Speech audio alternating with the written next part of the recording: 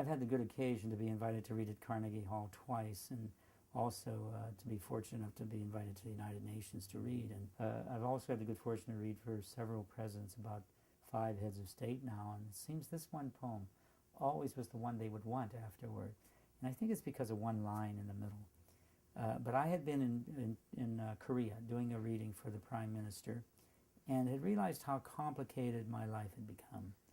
And when I returned, I found my son, Jameson, playing on the floor. He was only about 8 years old, and he was jumping knights over horses.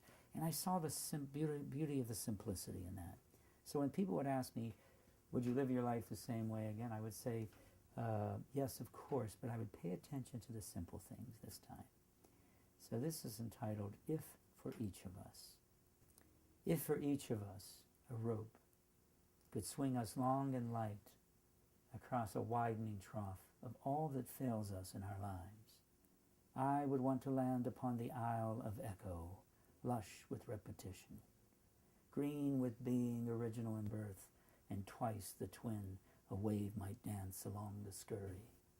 I would want a canyon tall for hawks to carry, long the deep tattoo of voices on the air. I would want an ear to hear what words to read again to memory, what verse to carol, thoughts to root. Before the sparrow's flight the mind has taken comes to rest on truth. I would want to hear a vowel repeat in consonance with alliteration's frothy throat. And should the landing fail its footing, I would want to know what inspiration in shorter flight one syllable might repeat, as in the swash the flat stone makes to skip across the light in water, or the voice the wind gives to birch or linden.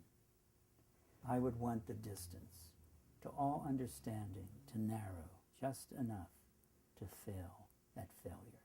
I would want a memory, a melody of chances to learn to love again what first I dreamed, free as wonder, soft as touch, and of all things simple, to care again for them as much.